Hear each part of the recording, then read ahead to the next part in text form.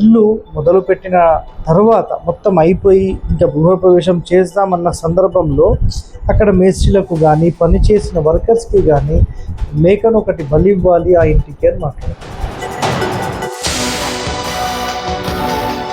ఎవరైతే కట్ చేసిన తర్వాత ఆ రక్తాన్ని వాళ్ళ చేతులతో తీసుకొని డైరెక్ట్ మన ఇంటికి అంటించడం అనేది ఉంటుంది. సో ఒక జీవిని చంపి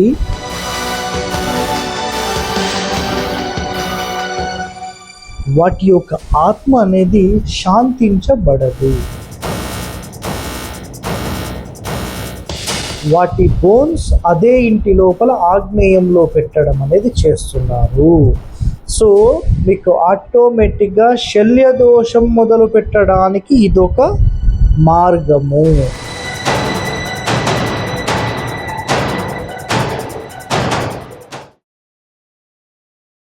ఇంటికి రక్తబలి. సో రక్తబలికి సంబంధించి ఈరోజు ఒక అద్భుతమైన పాయింట్ అనేది మీకు నేను చెప్పబోతున్నాను. సో ఈరోజు అయితే నేను భీమడోలు శ్రీధర్ గారి దగ్గరకు వచ్చాను. సో శ్రీధర్ గారు ఎలా ఉన్నారండి? బాగున్నారా? నమస్తే. సో ఇంకా ఒక్కొక్క వీడియో అనేది మనం మొదలు పెడుతున్నాం. సో రక్తబలి. సో సార్ ఈ రక్తబలి ఏంటి?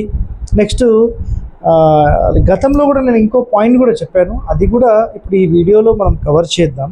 సో రక్తబలికి సంబంధించిన కాన్సెప్ట్ ఏంటంటే, సాధారణంగా గృహప్రవేశ టైంలో కానీ లేదంటే ఇల్లు మొదలుపెట్టిన తర్వాత మొత్తం అయిపోయి ఇంకా గృహప్రవేశం చేద్దామన్న సందర్భంలో అక్కడ మేస్త్రీలకు కానీ పనిచేసిన వర్కర్స్కి కానీ మేకను ఒకటి బలి ఇవ్వాలి ఆ ఇంటికి అని మాట్లాడతాను.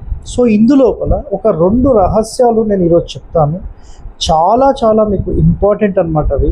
ఆ ఇంపార్టెంట్ పాయింట్ ఏంటంటే, మొట్టమొదటిది ఎవరైతే మేకను మన ఇంటి ముందు కోస్తారో అక్కడ వరకు ఒక సెకండరీ ఆప్షన్ కిందకి యాక్సెప్ట్ చేసేద్దాం. సింపుల్.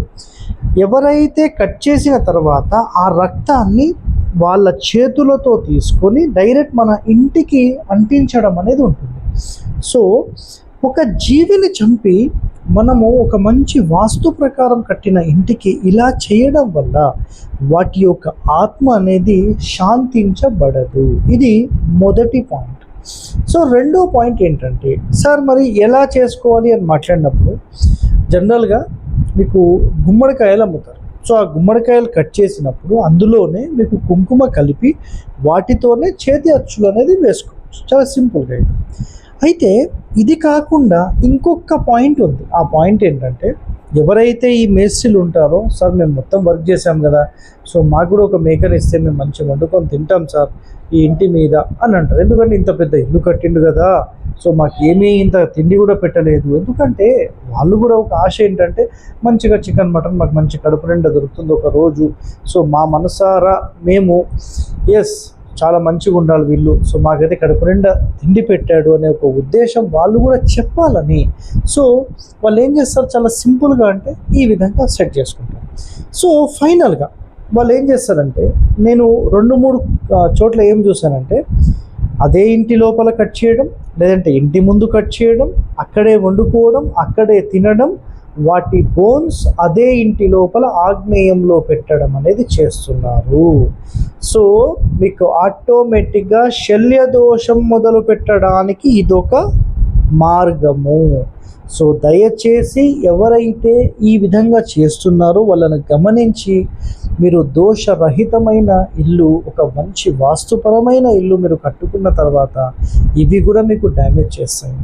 అర్థమైందా? అయితే సార్ మరి ఎలా చేయాలి అంటే, మీరు దగ్గరుండి చూసుకోవాలి. ఎందుకంటే అసలు శల్యాలు లేకుండా, ఎలాంటి ఎముకలు లేకుండా, ఎలాంటి బూడిదలు లేకుండా, ఎలాంటి పెంకులు కాల్చినవి లేకుండా, కర్రలు లేకుండా భూమి చాలా శుద్ధిగా మనం చేసుకొని ఆఖరికి ఇల్లు కట్టుకున్న తర్వాత ఈ శల్యాలన్నీ అందులో వేయడం కోసమా? మీరు కూడా ఆలోచన చేయండి.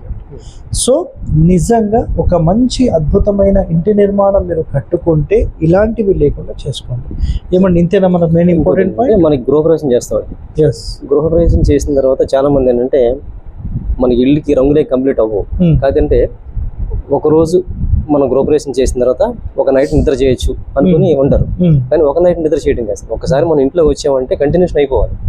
వీళ్ళు ఏం చేస్తారంటే, గృహప్రవేశం చేసిన తర్వాత ఫస్ట్ డే ఏం చేయాలి, సెకండ్ డే ఏం చేయాలి, థర్డ్ డే ఏం చేయాలి, ఫోర్త్ డే ఓకే ఓకే, అయితే ఇది 5 ఒక days. మంచి పాయింట్. నెక్స్ట్ ఎపిసోడ్లో ఇది కవర్ చేద్దాం. సో ఈ ఎపిసోడ్ తర్వాత మీకు నెక్స్ట్ ఎపిసోడ్లో ఈ గృహప్రవేశానికి సంబంధించి ఒక అద్భుతమైన రహస్యం మేము చెప్పబోతున్నాం. సో నెక్స్ట్ వీడియో కోసం వెయిట్ చేయండి. Stay tune to our channel. Thank you అండి.